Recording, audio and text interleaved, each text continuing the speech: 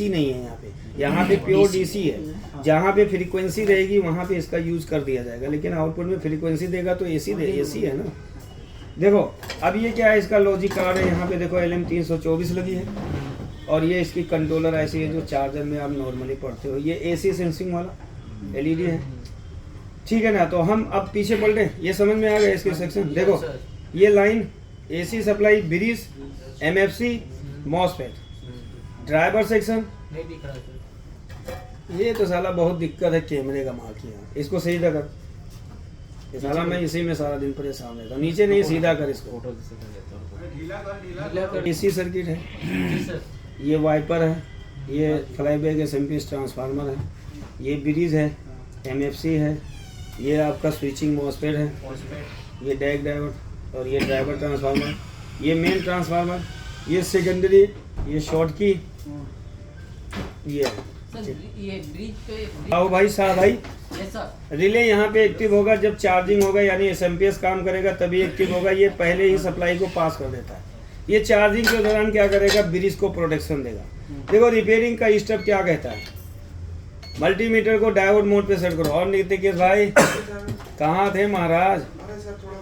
अच्छा देखो, सबसे पहले जब भी कोई हमारे पास चार्जर आता है, अगर वो डेड है तो हमें स्टेप बाय स्टेप समझना है, तभी फॉल्ट रिपेयर कर पाओगे, नहीं तो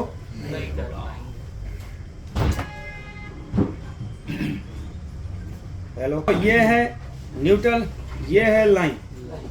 गुंजेश भाई ये रिपेयरिंग करने के लिए एम्पियर कंपनी का एक्ज्यूम का न्यू मॉडल आया है, EB का है, तो इसको देख लो कि कैसे इसकी रिपेयरिंग होती है। डेड चार्जर है शायद, उन्होंने बोला है कि चालू नहीं हो रहा है। हाँ एक्ज्यूम एनर्जी बोलते हैं इसको, ठीक है ना।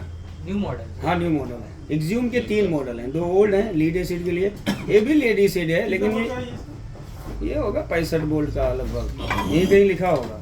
वैसे स्क्रैच मार्क यहीं पे कहीं ये लिखा है ना, नहीं लिखा। चलो तो सबसे पहले हमें क्या करना है, बगैर सप्लाई दिए, कभी भी हमें सप्लाई नहीं देना। कोई डेड चार्जर आएगा तो सबसे पहले हमें खुद चेक करना है, ऐसा नहीं कि डायरेक्ट आप लगा दो। हाँ अगर सीरीज कनेक्शन है तो आप लगा सकते हो, अगर सीरीज वाला कनेक्शन आपके पास है तो आप लगा के चेक कर सकते हो, कोई बात नहीं है। बगैर चेकिंग के भी आप लगा सकते हो, लेकिन मैं हमें स्टेप बाय स्टेप चलेंगे।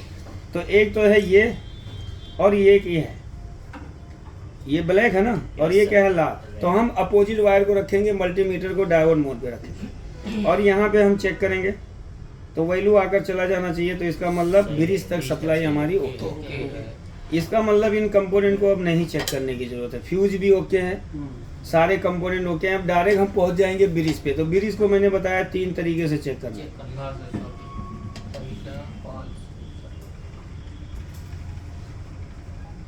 वैल्यू है ना, ऑयल आ गया, वैसे वायर को चेंज कर लो तो वैल्यू सही आ जाएगा आपका, है ना। अब हम दूसरे मॉसफेट को चेक करेंगे, सही है। अब ये तीसरे सही है, और फिर हम इसको चेक करेंगे, और फिर यहाँ पे लगा के इसको चेक करेंगे, सही है, ब्रिज ओके। अब उसके बाद हमारी जो दूसरी चेकिंग होती है, मॉसफेट की चेकिंग होती है। यहाँ पे 2 मॉसफेट लगे हैं, वैसे किसी ने रिपेयर किया, चलो कोई नहीं, जिसने भी किया होगा। तो पहला गेट टू सोर्स हमें चेक करना होगा। देखो 026 है, सही है। और फिर हमें क्या करना है, ड्रेन सोर्स, तो ड्रेन पे लगाएंगे ब्लैक। ये एक्ज्यूम का कॉपी है तो इसलिए यहाँ पे 26 वैल्यू आएगा। 45 है, इसका भी वही वैल्यू होना चाहिए। गेट सोर्स सही है। फिर हमें ड्रेन सोर्स वही वैल्यू मिलना चाहिए, इसका मतलब मॉसफेट भी ओके है। अब हम क्या कर सकते हैं, इसको सप्लाई दे सकते हैं। लेकिन देखो पहले अब ऊपर से समझ लेते हैं सारे सेक्शन के बारे में। देखो ये है फ्लाई बैक एसएमपीएस, इस यहाँ पे वाइपर 22 ये IC का यूज़ किया गया है। ये इसकी पिनें आपस में जुड़ी होती हैं, ठीक है ना। यहाँ पे देखोगे एक डायोड लगा हुआ है, यानी ब्रिज से जब सप्लाई निकलती है तो इसको दी जाती है, और ये डायोड के द्वारा ये सप्लाई आपकी यहाँ पे देखो, ये कैपेसिटर सीरीज में लगा है जी, और फिर एक रजिस्टर सीरीज में लगा है। ये ट्रांसफार्मर का प्राइमरी T1 T2 टर्मिनल, ये डायोड का कैथोड यानी इस नंबर का सर्किट, और कैथोड इसी से जुड़ा होगा, और यही सप्लाई किससे जुड़ी होगी, इससे जुड़ी होगी, ठीक है। अब यहाँ पे देखेंगे तो 1-2 नंबर उसका क्या होता है, ग्राउंड होता है, और इसका 3 नंबर क्या होता है, फीडबैक होता है, जो ऑप्टो कपलर से फीडबैक दिया जाएगा। 4 नंबर इसका BDD होता है, यानी इस IC का गेट होता है, इसको हमें क्या करना होता है, चालू करना होता है। तो यहाँ पे अगर हम देखेंगे तो ये फीडबैक वाइंडिंग है। यहाँ पे इन्होंने 2 सप्लाई लिया है आउटपुट में, एक डायोड के द्वारा सप्लाई इधर के सारे सेक्शन को एक्टिव किया है इन्होंने, ठीक है। और दूसरा जो इन्होंने लिया है वो स्पेशली लिया है किसके लिए, इस आईसी को बीसीसी वोल्टेज देने के लिए, ठीक है। ये है, ये इसका सेकेंडरी है, 2 बाइंडिंग है, ये सेकेंडरी होगा, यहाँ पे भी 2 डायोड लगे हैं, और ये इसका ऑक्सिलरी होता है। तो यहाँ से जो आउटपुट होता है वो इस सेक्शन के पूरे सेक्शन को ट्रिगर करने के लिए दिया जाता है। जैसे यहाँ पे देखेंगे ये लॉजिक कार्ड है, यहाँ पे देखेंगे रिले है, यहाँ पे देखेंगे फैन है, यहाँ पे देखेंगे 311 आईसी है, सबको क्या दिया जाएगा, वोल्टेज दिया जाएगा। ये ड्राइवर आईसी है, यूसी 3842 है, यहाँ पे 2 ट्रांजिस्टर को लगा के ड्राइवर ट्रांसफार्मर को चालू किया जाता है। तो ये पल्स आउट करेगा तो यहाँ पे दोनों मॉसफेट के गेट को चालू करेगा। ये मेन ट्रांसफार्मर का क्या है, प्राइमरी वाइंडिंग है, और ये इसका क्या है, सेकेंडरी है। यहाँ पे देखेंगे शॉर्ट की का यूज़ किया गया है। देखो इसमें फॉल्ट ये है, ये देखो ये हिला हुआ है ना, ध्यान से देखो, अभी मैं हिलाऊँ, ये देखो हिल रहा है ना, शायद इसी वजह से दिक्कत रही होगी। तो इसको हम सबसे पहले क्या करेगा, रिसोल्व कर देगा। पहले आईक्यू टेस्ट कर लिया करो। जब सर वो नहीं पूछ रहा हूँ, कौन से एसएमपीएस का यूज किया, एक हो गया फ्लाई बैक एसएमपीएस जो लो हाई वोल्टेज को लो वोल्टेज में कन्वर्ट करने के लिए, यानी 12 वोल्ट बनाने के लिए। एक आपका है चार्जिंग आउटपुट बनाने के लिए। तो ये बड़का है, ये आप हाफ ब्रिज एसएमपीएस है, क्योंकि यहाँ पे 2 मॉसफेट लगा है। और ये फ्लाई बैक एसएमपीएस है, यहाँ पे एक आईसी लगा दिया इसको स्विचिंग करने के लिए। तो इसमें दोनों एसएमपीएस का यूज़ किया है, हाफ ब्रिज वो भी, ठीक है ना। बाद इस सर्किट को हम चेक करेंगे कि क्या ये सर्किट हमारा काम कर रहा है कि नहीं, क्योंकि ये सर्किट काम नहीं करेगा तो कोई भी सर्किट काम नहीं करेगा।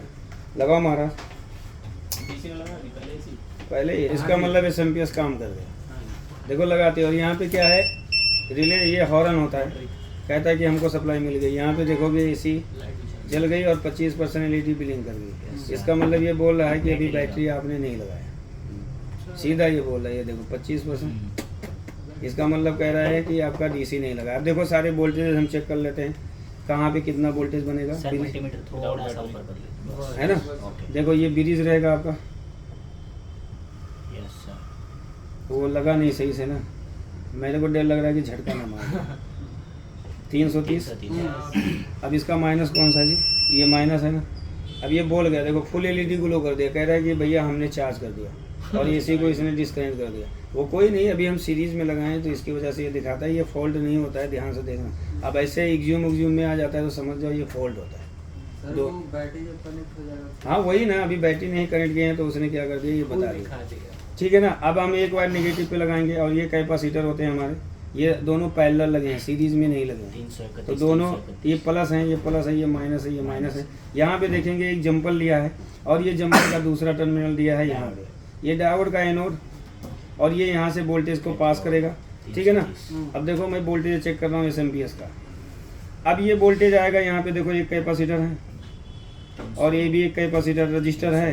अब ये T1 पे आया, और ये T2 पे गया, और ये आपका कैथोड। देखो अगर इसकी स्विचिंग हो रही होगी तो यहाँ पे 80 वोल्ट 408 वोल्ट हो गया, है ना। इसका मतलब स्विचिंग हो रहा है। अब ये देखो ड्रेन पे गया, वही वोल्टेज जाएगा। अब इसके 2 पिन क्या होंगे, ग्राउंड होंगे। ये दोनों पिन क्या है, ग्राउंड है। अब इसके फीडबैक पे 1 वोल्ट होना चाहिए लगभग। अभी बैटरी नहीं लगा क्योंकि चार्जर बंद हो गया, तो फीडबैक नहीं दिखाएगा। यहाँ पे 12 वोल्ट होना चाहिए, इसके भी 12 वोल्ट को रोक दिया गया क्योंकि सर्किट अभी बंद हो गया। फिर से बंद करके चालू करो जी, गाड़ी निकाल दो नहीं तो मैं उड़ जाऊंगा। तो फिर से हम यहाँ पे लगाएंगे। अब अभी स्टार्टअप है ना, तो अभी चेक कर सकते हैं, सब कुछ वोल्टेज मिलेगा। देखो ये 0.2 बढ़ रहा है, 1 वोल्ट के करीब यहाँ पे होना चाहिए, और यहाँ पे 12 वोल्ट। अभी ये वोल्टेज यहाँ पे कम है, ठीक है ना। अब यहाँ पे देखेंगे तो देखेंगे कितना वोल्ट है, 12 वोल्ट। यहाँ पे भी ये क्या है, 12 वोल्ट है, ठीक है। इधर ये तो सेकेंडरी में है। अब यहाँ पे हम देख लेते हैं कि किस पे कहाँ पे कितना वोल्ट है। देखो इसके ड्रेन पे 328। अब ये इसके सोर्स ड्रेन पे देखेंगे तो इसका हाफ वोल्टेज से स्विच कर रहा होगा। देखो स्विच कर रहा है ना, हाफ वोल्ट।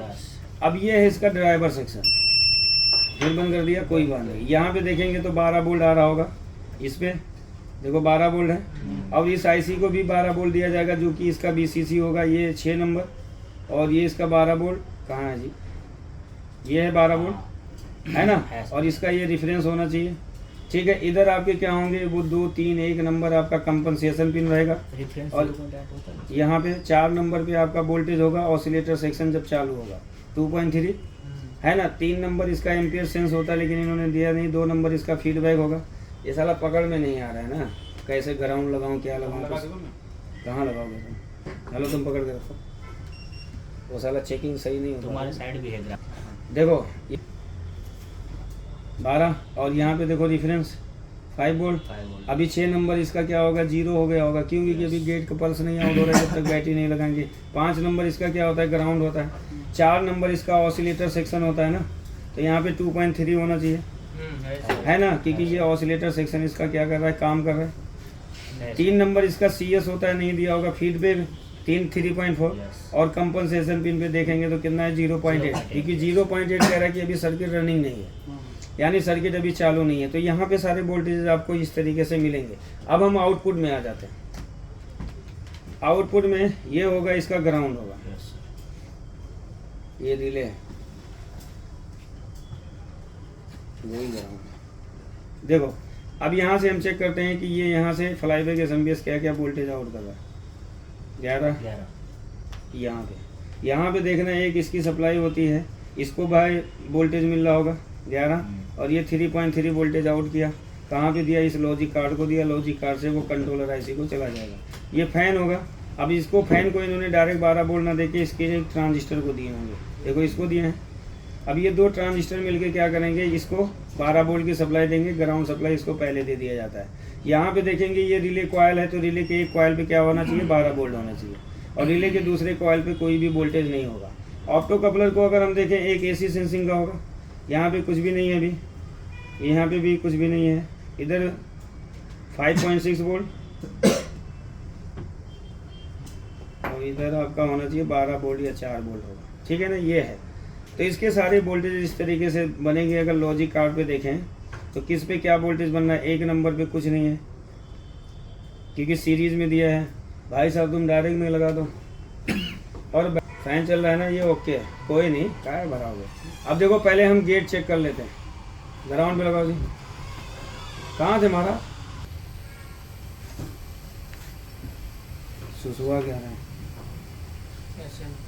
देखो हम इसको देखेंगे 6 नंबर पे पल्स 2.8 ड्राइवर सेक्शन के लिए, 7 नंबर इसका BCC था, ये बाकी इसके पिनों पे देख लो, 4 पे 1.8, यानी जैसे ऑसिलेटर से बंद कर निकल रहा है। बहुत चलते हैं, आपके एरिया में भी चलेंगे। इसके एक एक वोल्टेज देख लो, इसके आउटपुट में ज़्यादातर प्रॉब्लम आती है, और इसकी जो और ये है मॉसफेट की प्रॉब्लम। ये जो जिसके यहाँ पे EB के है ना, उसमें ये चार्जर बहुत अच्छा चल रहा है। तो देखो सबसे पहले हम आउटपुट का चेक करेंगे, 100% इतना बुरा फास्ट कर रहा है लेकिन चार्ज नहीं कर रहा है। महाराज फैन नंबर तेज से चला है लेकिन चार्ज नहीं कर रहा। देखो 1 नंबर पे 3.3, जब AC DC दोगे तब आएगा। 2 नंबर 3, यहाँ पे भी कुछ नहीं, यहाँ पे भी कुछ, यहाँ पे है 7 नंबर पे 67 आउटपुट का है ना, यहाँ पे भी कुछ नहीं, यहाँ पे भी कुछ नहीं, यहाँ पे 0.8 है ना। ये ट्रांजिस्टर के बेस को, ये जो ड्राइव स्टैंड बाई सर्किट है ना, रिले को चालू कर रहा है। यहाँ पे 0.1, 12 इसका 67, यानी 2 आउटपुट वोल्टेज जाएगा इसको। यहाँ पे 3.3, यहाँ पे क्या है 13 वोल्ट, 13 वोल्ट इसको भी जाएगा। 13 वोल्ट कहाँ पे जाएगा, LM324 को जाएगी। यहाँ पे 3.3, यहाँ पे कोई नहीं वोल्टेज। यहाँ पे देखो DC सेंसिंग कहीं ना कहीं आ रहा होगा। ये देखो 13 है, इसका फिर BCC दिया इन्होंने, फिर इसको 9 वोल्ट। ये ऑप्टो कपलर को स्पेशली चलाने के लिए दिए गए हैं। देखो ऑप्टो कपलर में देखेंगे कौन कौन से वोल्टेज होंगे। यहाँ पे कुछ नहीं है, बैड ग्राउंड कैसे लगाएंगे, ये बैटरी माइनस पे लगा लेना। आउटपुट चेक कर रहे हैं ना, तो बैटरी के माइनस में लगाना, ठीक है ना। यहाँ पे देखो तो इसके लगा दीजिए, ये वाले लगा दो।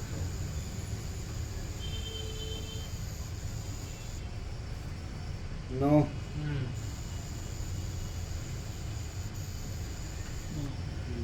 8, इस पे 9 है, इस पे 8 है, क्योंकि यहाँ पे आपका आ रहा होगा 12 वोल्ट। ये कम करेगा, एक डिवाइडर बनाएगा, ये इसको देगा, और ये यहाँ से होते हुए कहाँ पे आएगा, इस पे। वो ग्राउंड सही से लगता नहीं है, इनका शोल्डर बहुत खतरनाक है।